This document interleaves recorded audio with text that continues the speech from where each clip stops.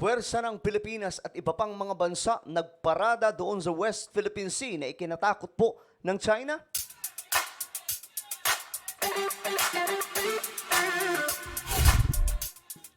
Yo, what's up guys? This is me, Sangkay Janjan. I'm back for another vlog today. Kamusta po kayong lahat? So mga Sangkay, eto nga po, pag-usapan po natin ngayon itong patungkol po sa nangyayari dyan sa West Philippine Sea na kung saan mukhang bigla pong naduwag itong China sa nangyari mga Sangkay na pagpapakita ng puwersa ng mga kakampi ng Pilipinas sa ating teritoryo. At ayon po sa report, bigla daw pong bumaba ang tensyon. Ibig sabihin yung mga agresibo nilang ginagawa mga Sangkay, mukhang kumalma. Mukhang epektibo, no? Ang strategy ngayon ni PBBM. Well, anyway, before we start guys, pakisubscribe po muna yung ating YouTube channel. Ayan, tayo po ay 1.45 million subscribers na. Road to 2 million subscribers. So kung ikaw ay hindi pa nakakapag-subscribe at gusto mo makarinig ng mga ganitong klaseng topic, mga interesting topic sa loob ng Pilipinas at sa ibang mga bansa, i-click nyo na lamang po yung subscribe button na makikita po sa ibaba. I-subscribe nyo, tapos i-click nyo yung bell at i-click nyo po yung all. Sa mga nanonood naman po sa Facebook, syempre, i-follow nyo po yung ating Facebook page. Okay? So ito mga Sangkay, pag-usapan po natin itong nangyayari dyan sa West Philippine Sea. Shoutout nga pala sa lahat ng mga Solid Sangkay na nanonood ngayon, no? Mag-comment po kayo sa ibaba ng hashtag Solid Sangkay. Kasama po ang inyong mga lugar. Okay, ito kasi ang nangyari. Aggression daw po ng Chinese Navy sa West Philippine Sea bumaba kasunod ng mga pagsasanay ng Pilipinas at mga kaalyadong mga tropang militar. Oy, interesting. So tingnan po natin. Bumaba ang mga nalang agresyon ng China sa West Philippine Sea dahil sa patuloy na bilateral at multilateral maritime cooperative activity ng Pilipinas kasama ang ibang kaalyadong bansa ayon sa Philippine Navy. Ayun, mga Sangkay. So yan, makikita nyo, yung mga puwersa ng iba pang mga bansa ay naglalayag sa West Philippine Sea. Tumutulong po sila ngayon. Kaya nga, alam nyo mga Sangkay, hindi pa naman kasi talaga malakas totally yung bansa natin pagdating po sa puwersang militar. Doon ngayon, ginagawa na po ni PBBM ng pamamaraan para mapalakas. Pero ang nakakatuwa dito mga Sangkay, kasi marami po tayong kaalyadong bansa na gustong tumulong. Kasi ganun lang naman po. Dati mga Sangkay, di ba? South Korea. Sino ba tumulong? Isa sa tumulong sa South Korea. Hindi po ba Pilipinas? Kaya nga po sikat na sikat po yung ilan sa mga eksena po doon mga Sangkay.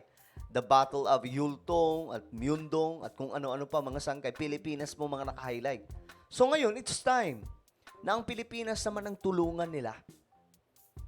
Total, mga Sangkay, kaalyado namang mga bansa. So ito po yung ginagawa nila ngayon, mga Sangkay. Gaya ng kakatapos lang na pagsasanay ng AFP kasama ang French Navy noong isang linggo, kung saan walang na-monitor na barko ng China malapit sa lugar na isinagawa ang pagsasanay. Siyempre, kinabahan sila doon. Actions of the government to bring in other nations to observe and protect the rules-based international order are very much welcome, and we have noted a marked decrease in the illegal and coercive actions. Bumaba mga Sangkay, nag-decrease ang mga Chinese Navy na paikot-ikot sa lugar. Of the PLA Navy each time there is a multilateral or bilateral maritime cooperative activity. Nitong buwan ng Pebrero, Ayan o. Ito yun mga Sangkay.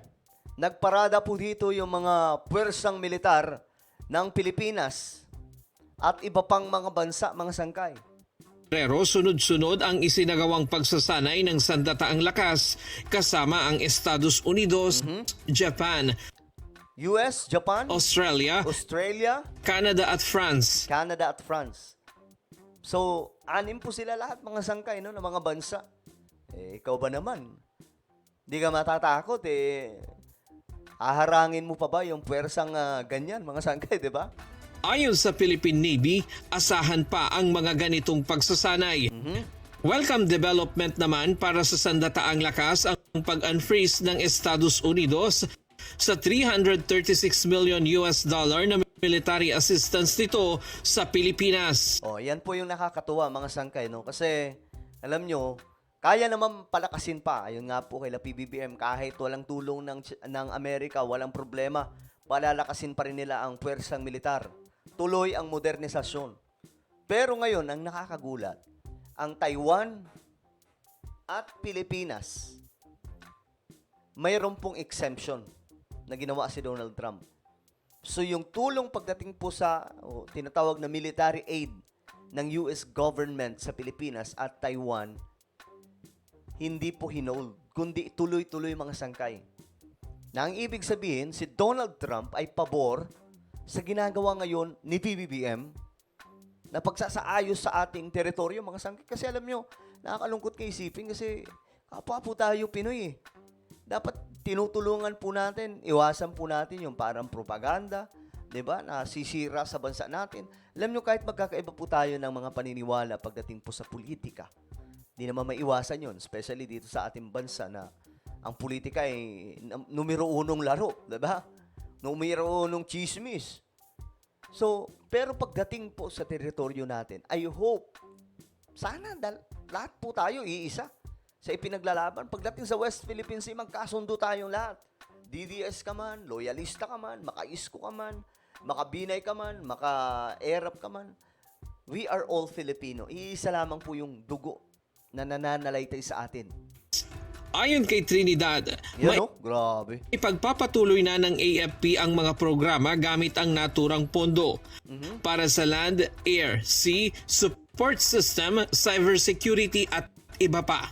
The unfreezing of the aid to the Philippines by the U.S. government is a very much welcome development.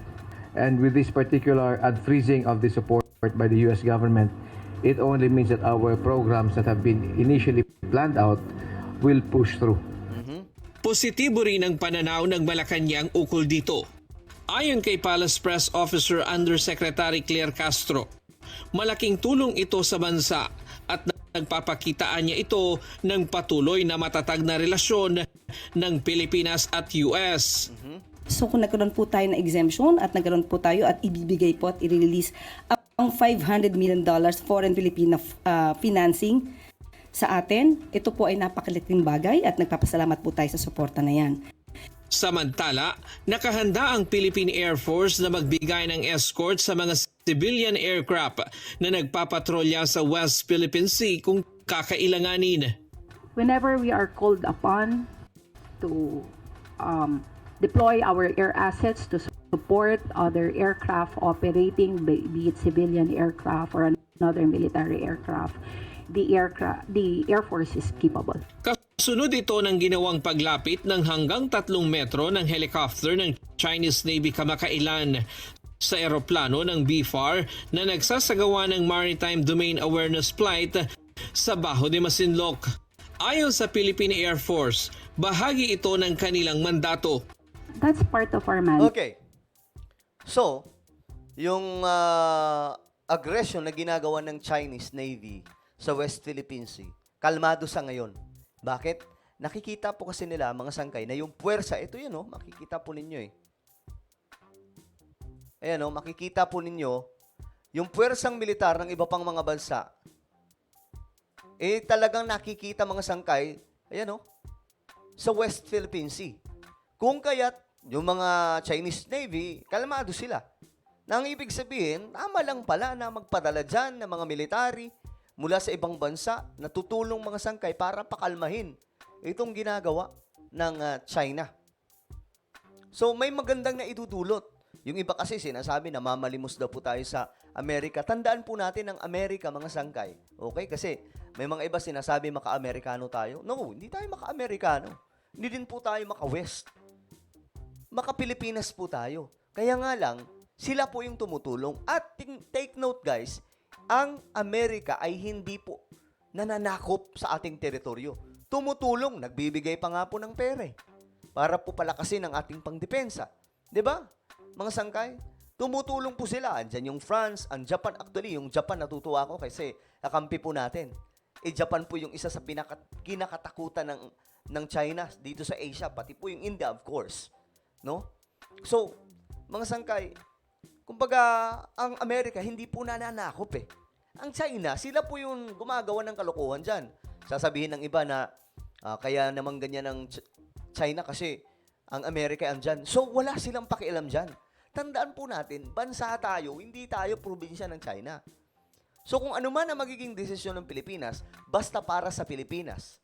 Kung anong desisyon ng gobyerno, basta para sa atin bansa, wala pong say dapat ang China. Wala silang pakialam dapat. Ang problema sa kanila, mga sangkay, masyado po silang nangingialam, di ba? Alright? So, ano po ang inyong opinion tungkol po dito? Na kumalma daw po, mga sangkay.